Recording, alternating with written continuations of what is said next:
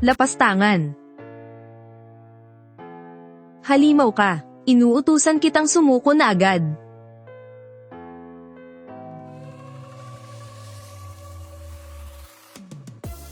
Halimaw ka. Inuutusan kitang sumuko. Halimaw ka. Inuutusan kitang. Halimaw. Halimaw. Halimaw. Halimaw. Halimaw. Halimaw. Isang maliit na bagay lang po ito. Konting mahika lang mula sa inyong lingkod, at mababasag na ito. Bakit bumalik na naman tayo dito? Isang maliit na bagay lang po ito. Konting mahika lang mula sa inyong lingkod, at mababasag na ito. Aba, magaling, magaling. Hindi ka natitigil, ano? Mga kawal, kaladkarin niyo ang manlolokong ito palabas at pugutan ng ulo. Mahal na hari, ano po bang kasalanan ko? Maawa po kayo, mahal na hari. Isang paglapastangan sa hari. Sadyang naghahanap ng kamatayan. Isa lamang itong mumunting salamangka. Kaya itong pawiin ang inyong abang lingkod gamit ang kaunting salamangka. Mga kawal, kaladkarin palabas ang manlilinlang na ito. Hatiin ang katawan niya gamit ang 5 kabayo. Ako mismo ang papatay sa kanya. Nagbibigay pugay ang inyong abang lingkod, kamahalin.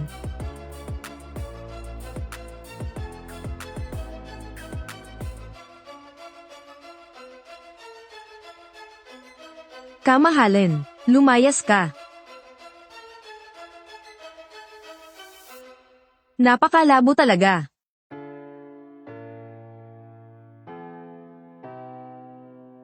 Sa wakas, nahuli rin kita. Ligtas na ang pananghalian ko. Sa ngayon, gumagana sa lahat ang itim na salamangkang ito. Pero bakit ako lang ang nakakaalala? Hindi ko siya mapatay-patay. Hindi ko rin siya mahuli-huli. Kamahalin, oras na po para uminom ng gamot. Lalo pang sumakit ang ulo ko. Kailangan ko na naman uminom ng ganito Cap 8 na gamot. Gusto ko talagang paluin hanggang mamatay ang nagreseta ng gamot na ito. Bakit naman matatakot sa pait ang isang pinuno ng bayan? Tunay ngang isang dakilang hari ang kamahalin. Kahit napakapait, hindi man lang kumurap.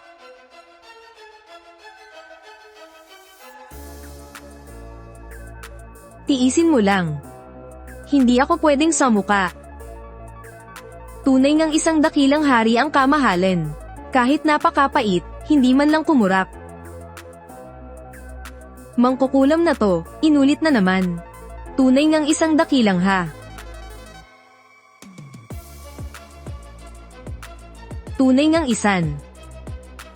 Kamaha kamaha.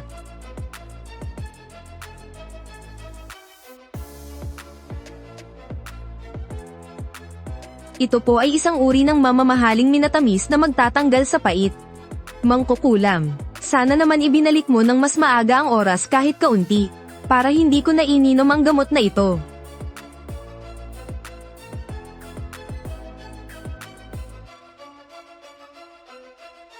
Tunay nga siyang isang malupit na hari. Mas mabilis pa sa pagbuklat ng libro kung magbago ang timpla niya. Babalik din naman ang oras mamaya. Walang makakaalala na takot ako sa pait.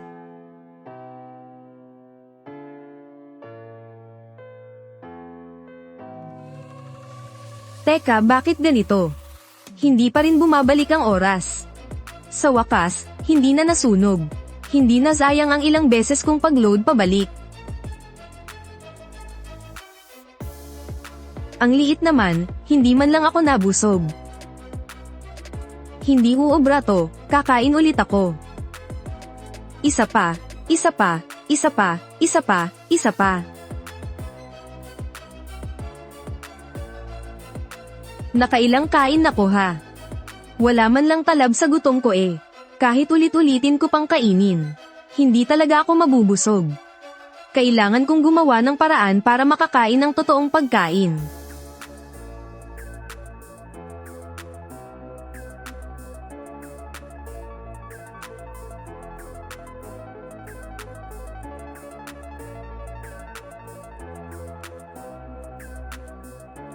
Sino yan?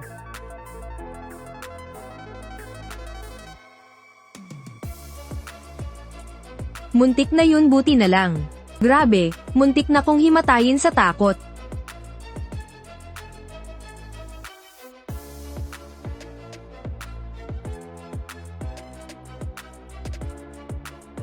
Sino yan? Tulong, mga gwardya, may kalaban.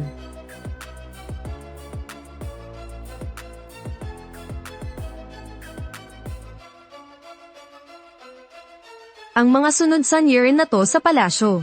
Bakit ba ang dami nila, parang mga bashers?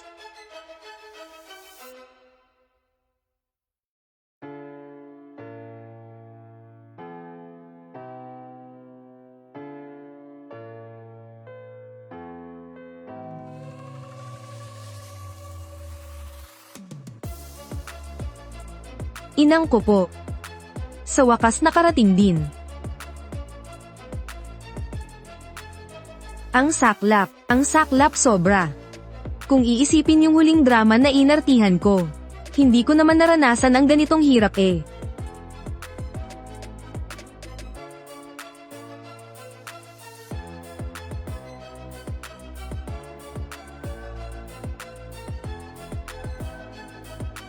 Naisuka ko na lahat, wala nang laman ang tiyan ko.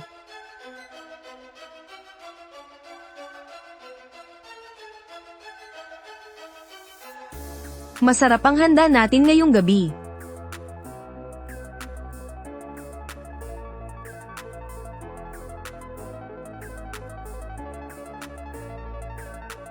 Mabuti. Nag-iinarte na naman.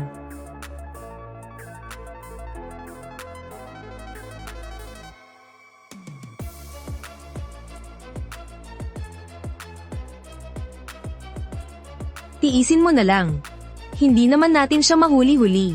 Hindi rin naman natin mapatay.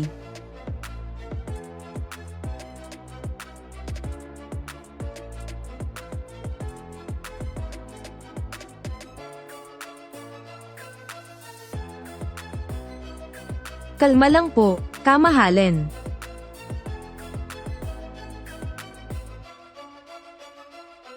Isa nga talaga siyang malupit na hari. Nagle-level up pa pala yung galit niya.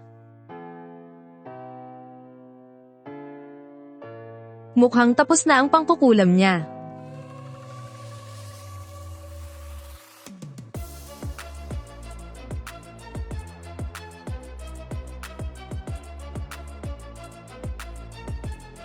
Aba. Talagang sinusubukan mo ang pasensya ko ha. Bruha. Bruhang babae.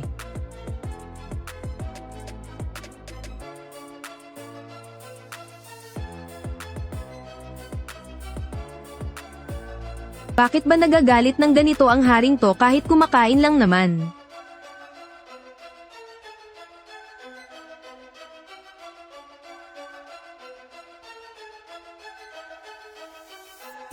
Mga gwardya, tingnan nyo nga kung anong ginagawa ni Chu Mingqiao. Masusunod po.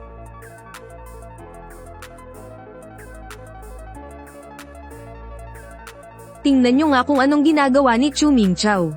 Masusunod po. Tingnan nyo nga kung anong ginagawa ni Chu Mingqiao.